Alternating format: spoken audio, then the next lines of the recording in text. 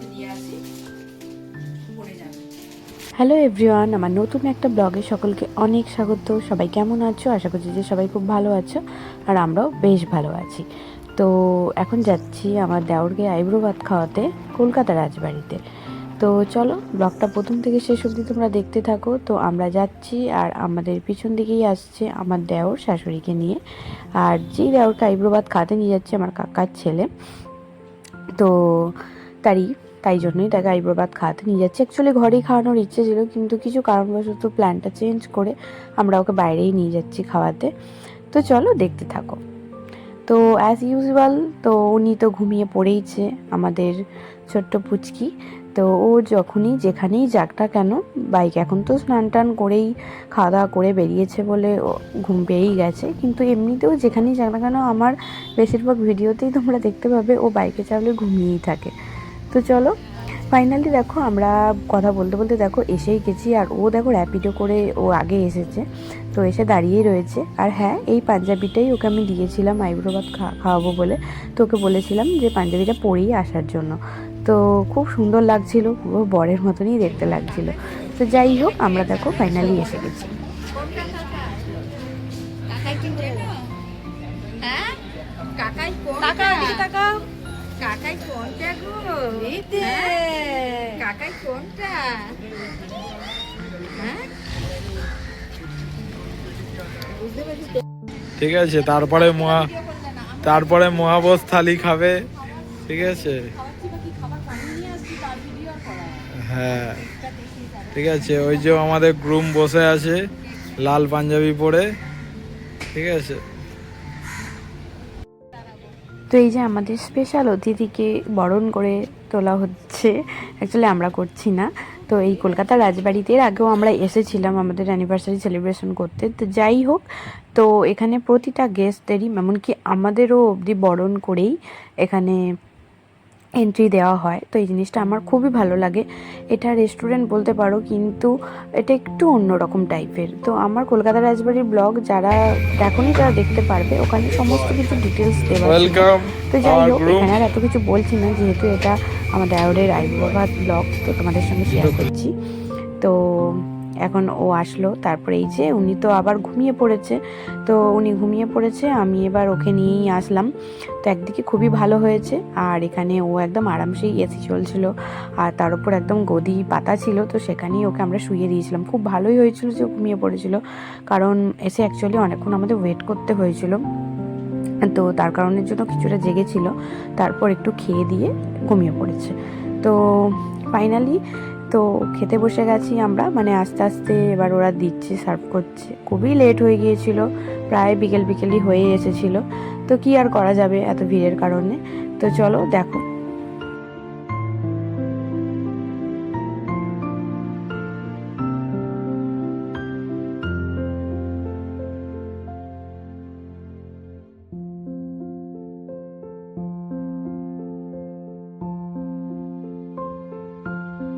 তো এখানে মালা, টোপর, বরণ করার সব জিনিসপত্র সমস্ত কিছু দেওয়া হয়েছিল। তো এই জন্য ওর দাদা প্রথম মালা পরিয়ে দিল, তারপর আমার শাশুড়ি মাও ওকে মালা পরিয়ে দিল। দুটো মালা দিয়েছিল, বলে দুটোই পরে নিতে। তো যাই হোক, টোপরটাও পরিয়ে দিল। তো এখানে ভিডিওটা একটু গন্ডগোল হয়ে গিয়েছিলো, আমার হাজব্যান্ডের ফোনে তুলছিলাম, তো একটু ওই জন্য অন্ধকার এসেছিলো, তো কিছু একটু প্রবলেম হয়ে গিয়েছিলো ভিডিওতে। তো যাই হোক, পুরো একদম মালা টোপরটা পরতে ওকে তো পুরোপুরি বড়বড়ই লাগছিল দেখতে। তোমাদের কেমন লাগছে ওকে দেখতে অবশ্যই তোমরা বলো। তো আমি লাস্টে কিছু ছবি তোমাদের সঙ্গে যদি পারি শেয়ার করে দেব। তো যাই হোক, এখন আস্তে আস্তে এবার ওকে আশীর্বাদ করছি, ঠিক আছে। তারপরে চন্দনের টিপ পরিয়ে দেব, সমস্ত কিছু যা মানে যা যা করার কথা তাই করছি। ওরা সমস্ত কিছু এখানে অ্যারেঞ্জমেন্ট করাই ছিল। এখানে শুধুমাত্র আইব্রোভাত কেন, সমস্ত কিছু বিবাহ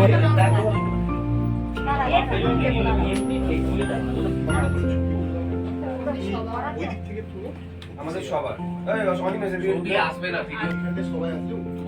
এখানে বসার থেকে দাঁড়িয়ে দিয়ে দাও ভিডিও হচ্ছে।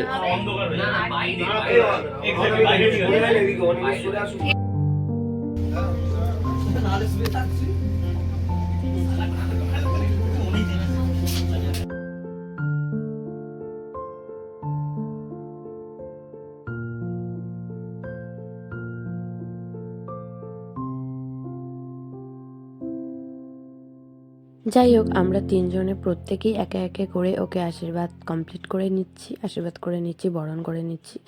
তো ততক্ষণও এখনও অবধি কিছু মানে আসেনি। তো অ্যাকচুয়ালি সেদিনকে অনেকটাই লেট হয়ে গিয়েছিল। আমরা অ্যাকচুয়ালি জানতাম না যে সেদিনকে অতটা পরিমাণে ভিড় হবে বলে। তো নাহলে অন্য কোনো ডেস্টিনেশনে যেতাম। তো যাই হোক, একটা মিস্টেক হয়ে গিয়েছিল। বরেরও খুব জোর খিদে পেয়ে গিয়েছিল। তো কারণ সেদিনকেই 3টে আইবুড়োভাতের টিম গিয়েছিল, তো সেই কারণের জন্য ভিড়টা আরও বেশি। আর আইবুড়োভাতের টিম মানেই অনেক অনেক লোকেরা গ্রুপ যাচ্ছে, তো সেই কারণের জন্য। তো যাই হোক, আমার হাজব্যান্ড, আমার শাশুড়ি আর তারপর আমার দেওরও ওকে বরণ করছে, মানে সবাই আশীর্বাদ করে নিচ্ছে। তো চলো দেখতে থাকো।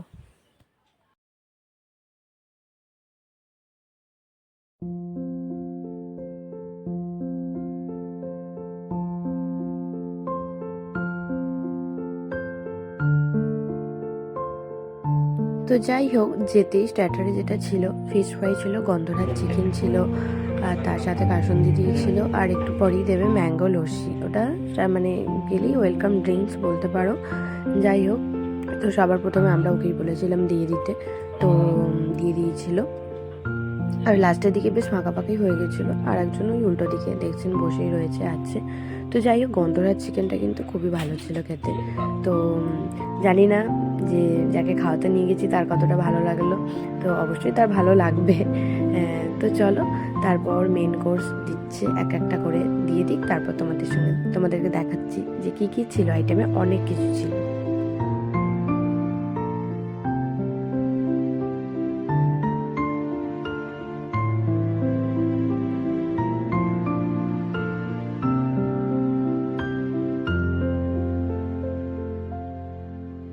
তো যেটা ছিল ভাত, পোলাও, তার উপর 5 রকম ভাজা তো ছিল, তার মধ্যে আলু ভাজাও ছিল। তো শুক্তো, ডাল, চানার ডালনা, ভেটকি ভাপা, কাতলা কালিয়া, চিকেন কষা, মটন কষা, চাটনি, পায়েস, তো রসমালাই, তারপর যেটা ছিল ভাপা সন্দেশ, সেটা খুবই স্পেশাল, আমার তো ভীষণ ভালো লেগেছে। তো যাই হোক, এবার পর খাওয়া শুরু করছে, তো ওই এক একটা করে খেয়ে বলি কেমন লাগে। তো আমরা সবাই মিলেই বসে পড়েছি খেতে। তো বেশ ভালোই লাগছিলো। আর এখানে যদিও বা আমরা আগের বারেও এসেছিলাম, এখানে চেয়ার টেবিলের ব্যবস্থা রয়েছে, কিন্তু আমরা চেয়েছিলাম ওকে একটু অন্যরকমভাবে খাওয়াতে। তো